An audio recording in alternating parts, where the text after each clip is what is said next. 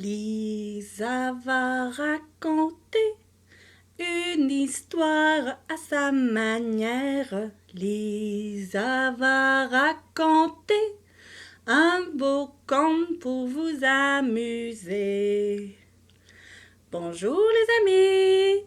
Lisa vous lit l'histoire de la doudou qui avait peur des dinosaures.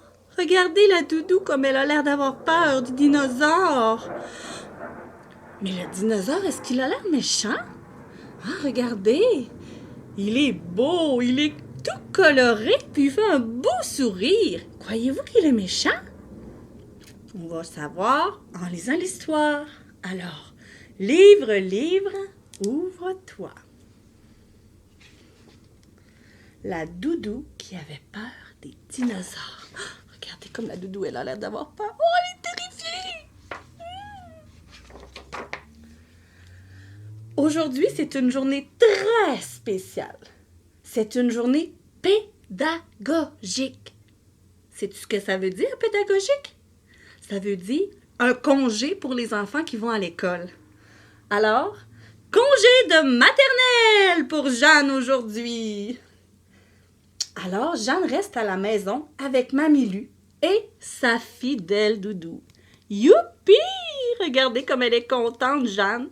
Congé aujourd'hui. Elle reste avec sa mamie et sa doudou et Artémis, le petit chat.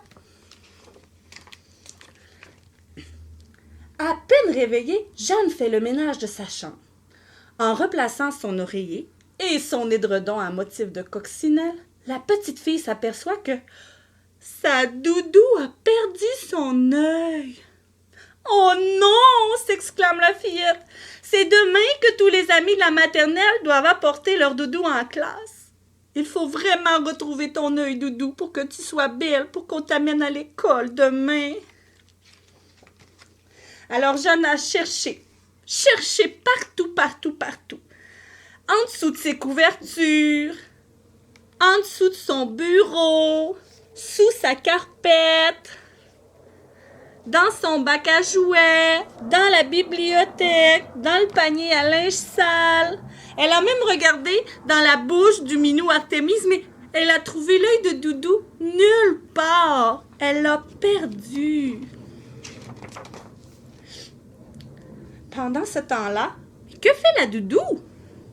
En plus de ne voir que d'un seul œil, elle se sent triste. Elle se sent aussi fatiguée. Oh, regardez la doudou.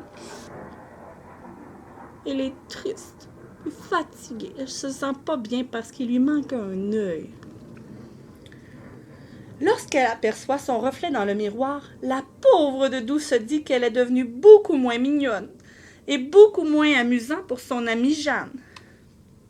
La doudou imagine alors que sa petite compagne préférera la remplacer et s'endormir collée contre le fringant dinosaure multicolore. Oh non!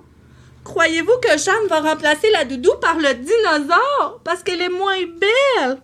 Oh! La doudou a une peur bleue des dinosaures. Oh non, je ne veux pas qu'elle me remplace par les dinosaures. J'ai si peur d'eux.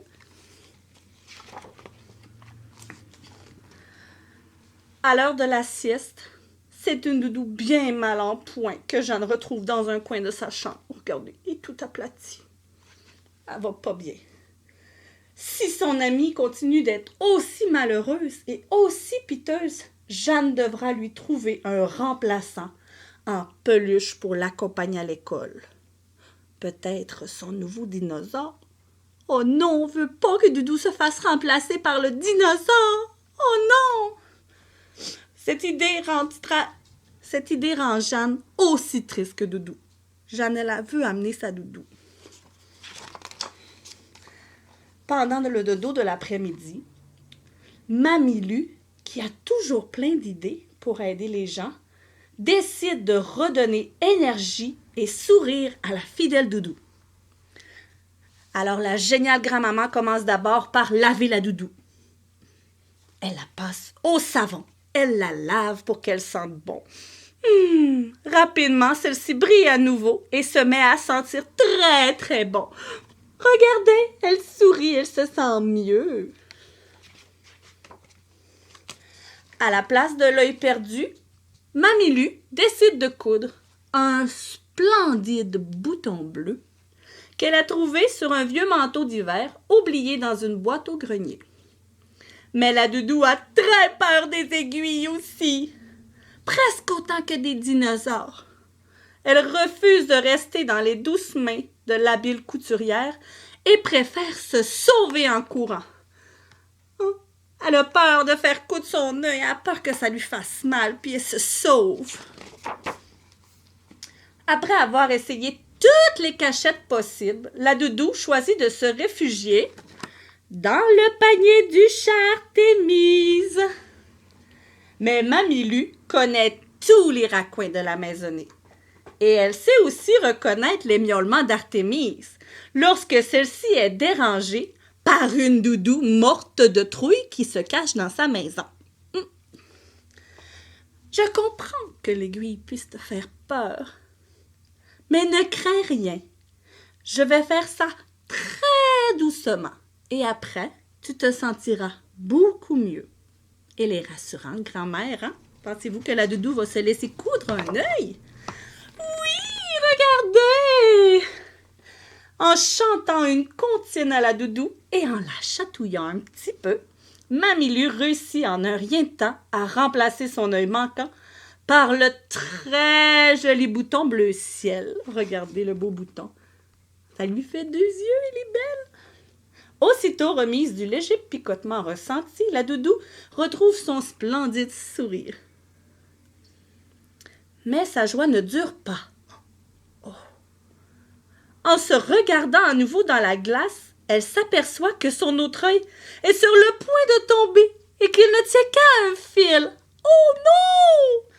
Elle va perdre son autre œil! Voyons, pas petite doudou, hein? Oh, ne t'en fais pas! On va trouver une autre solution pour ton autre œil, dit Jeanne, maintenant qu'elle est réveillée de sa sieste. La petite fille a plus d'un tour dans son sac. Alors elle réfléchit. Je pourrais utiliser un œil de ma poupée Fiona. Pensez-vous que c'est une bonne idée? Et non, la poupée, elle n'aura plus d'œil non plus. Je pourrais emprunter les lunettes super puissantes de Mamie Lu. Et Mamie Lu, elle verra plus non plus. En y pensant bien, Jeanne réalise vite que Fiona et Mamie Lu n'apprécieront pas cette solution. Ça va être elles qui verront plus, là. Si elle transformait sa doudou en doudou pirate. Oui, regardez! On va lui mettre un cache-œil. Ça va être une doudou pirate. C'est ça, elle a trouvé. Mamie Lu est emballée par cette idée. Elle récupère le tissu d'un chiffon de cuisine pour fabriquer un cache-œil. Exactement comme ceux que portent les pirates dans les histoires fantastiques. Hein, vous en avez déjà vu, vous, des cache-œils de pirates? Regardez. Ouh. Mais la doudou a maintenant peur que son amie la trouve trop différente. Et Jeanne s'empresse de lui donner un câlin. « Je t'aime encore plus qu'avant, » dit la fillette. « Avec ton bouton bleu ciel et ton œil de pirate, tu es unique au monde. » Ça veut dire quoi être unique au monde? Ça veut dire que c'est la seule au monde. Elle est spéciale, hein? Elle est toute seule à être une doudou pirate. Elle est unique au monde.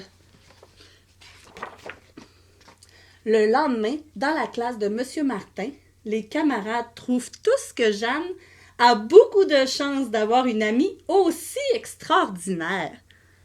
Quant aux autres doudous, elles veulent toutes jouer avec la doudou de Jeanne, la seule et unique doudou pirate, qui n'a plus peur de rien, même pas des dinosaures. C'est une belle histoire, hein? La doudou, elle avait peur des dinosaures parce qu'elle avait peur que Jeanne la remplace par un dinosaure. Mais est-ce que Jeanne, elle l'a remplacée? Mais non, Jeanne, elle aimait sa doudou. Puis même si elle était différente, elle l'aimait quand même.